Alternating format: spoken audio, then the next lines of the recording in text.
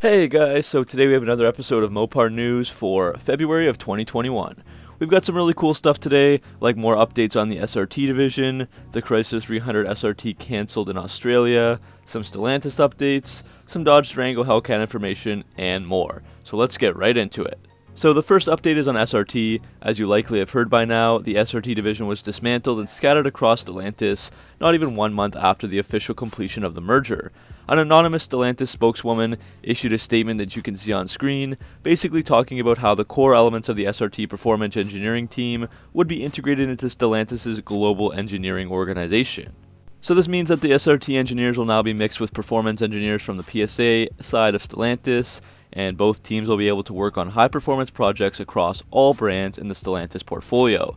But remember, she also did say that Stellantis will continue to sell and develop SRT-branded vehicles. Now, more recently, as of February 17th, website The Drive was able to talk to another Stellantis spokesperson who said that, quote, SRT is not going anywhere, end quote, and, quote, that the same employees are doing basically the same jobs, end quote.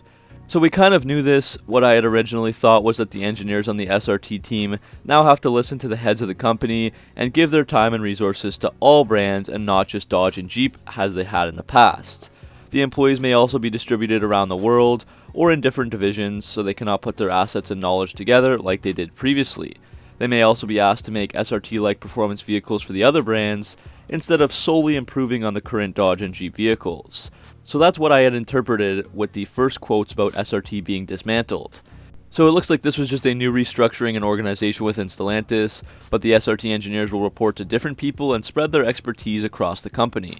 They no longer report to one individual group head anymore like they did previously consolidated under Dodge. There will still be SRT developed products released going forward. So the bottom line, there is a restructuring of SRT. However, we really don't exactly know how or if this will affect things going forward. Now we can talk about the Chrysler 300 SRT. It was available in North America until 2014, but then got cancelled. However, it remained a trim level in Australia, New Zealand, and the Middle East, and many North American enthusiasts called for Chrysler to bring it back here. This version got a facelift inside and out in 2015, and of course came with the 6.4-liter Hemi V8 with 485 horsepower and 475 pound-feet of torque, the same engine that was found in the Charger and Challenger Scat Packs, Durango 392, and Jeep Grand Cherokee SRT. Unfortunately, the 300 SRT never sold very well, and now Chrysler has pulled the plug and will no longer be offering it in Australia as a 2021 model. So this could be one of the first steps in the 300 eventually going by the wayside before the next generation gets released. I don't know if this is Stellantis related either, or if FCA had plans to do this anyways. Chrysler said that the 300 SRT ordering has been put on hold due to production constraints, as there is a shortage of 6.4 Hemis, and most of them are allocated to the US. But they also said that Chrysler Australia dealers can no longer order the car and can only sell whatever stock they have left, as production will not resume. So kind of some conflicting information, but it looks like it's done. Also, for some extra info, all the 300 models, not just the SRT, were pulled from the New Zealand market last year. So the 300 does look like it's on its way out after 2023. There will also be a few more fleet orders for the New South Wales Police Highway Patrol, as they have also used the 300 SRT for the past 2 years. Speaking of Chrysler, we do have a Stellantis update with regards to that, and I think it's a positive one. There were rumors of PSA Group wanting to bring Peugeot vehicles back to the US by 2026 now that they've merged with FCA, but Stellantis CEO Carlos Tavares has said otherwise. In a phone call, he said, quote, "For the time being, I don't think that is part of things that we want to prioritize for the next time window. I think it's better that we funnel the talent, the capital, and the engineering capability of our Stellantis company to the existing brands to improve what needs to be improved and to accelerate where we need to accelerate, because we already have a very strong presence in the market." End quote. There have also been heavy rumors that Chrysler would bite the dust with the merger and the new ownership, but Tavares also talked directly about that, saying, quote, "We consider that this brand is one of the 3 historical pillars of Stellantis. Fiat and Peugeot are the other 2. And of course we are eager, and I am eager to give this brand a future." End quote. So while his words about bringing Peugeot over to America are kind of vague, suggesting that it's unlikely, but he also didn't rule it out for the future. The words about Chrysler are better, as he recognizes the historical importance and value of the brand, and wants to revive and reinvent Chrysler. Chrysler sales have been consistently declining from 325,000 in 2015 to 166,000 in 2018, and now more recently just 111,000 in 2020, all for US sales only. It's not a surprise to me, considering they only sell the aging 300 and the Pacifica and Voyager minivans. If you weren't aware, the Durango Hellcat is just a limited model for 2021 only, and then probably gone forever. What we didn't know was how many there were going to be produced. The production run was scheduled from January to June of 2021, and the SUV quickly sold out. Now it's been confirmed that Dodge is building just 2,000 of these beasts, making it rarer than a Dodge Demon. Production has begun as of February 2021, with the first Durango Hellcat rolling off the line on February the 4th, finished in DB black, and the MSRP starts at $80,995.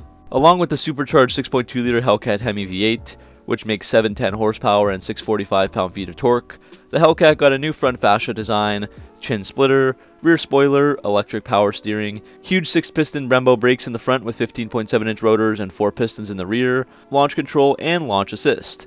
That results in staggering performance of a 0 to 60 run in 3.5 seconds and the quarter mile in just 11.5 seconds, all with the ZF 8-speed automatic.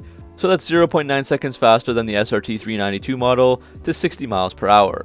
On the other side of that fun, the gas mileage numbers have also been released, rated at 12 city mpg, 17 highway, and 13 mpg combined. One other point, the Durango was named the best value in America by a processing company known as Vincentric. They are from Michigan and give data and insight to the auto industry by looking at values, and are used by AAA, JD Power, and other manufacturers. Mopar and Jeep are known for their special edition models, and there are 2 new special editions for the 2021 Jeep Gladiator. The first is a Texas-only model, the Texas Trail Edition. It's based on the Sport S model, adding 17 by 7.5-inch black wheels and 32-inch mud-terrain tires, leather trim bucket seats with a Texas Trail embossed logo, leather-wrapped steering wheel, black side steps, a black Freedom hardtop, the 3.6-liter Pentastar V6, and a 6-speed manual transmission. The second is the California Edition, which also has 17 by 7.5-inch black wheels with 245mm tires, a Mopar black painted grille and black fog light bezels, body-colored fender flares, and more. It's very similar looking to the Texas version, just with different badging. The California Edition starts at $38,705, while the Texas Trail Edition is just over $40,000. And for the final piece of news, the Grand Caravan is back, sort of. Dodge discontinued the Grand Caravan in early 2020, and the direct replacement is the Chrysler Voyager minivan, as Chrysler reintroduced that nameplate to the American market last year.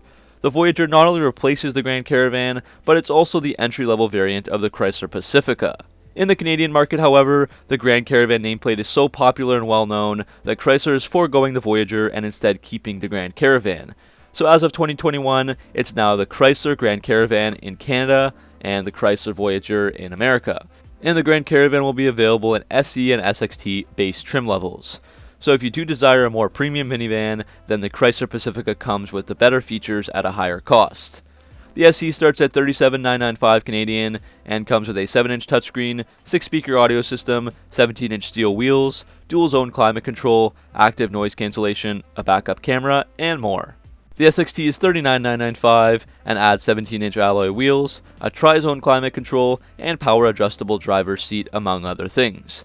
Under the hood is the 3.6-liter Pentastar V6 with 287 horsepower, 262 pound-feet of torque, and a 9-speed automatic. Only front-wheel drive is available for the Grand Caravan.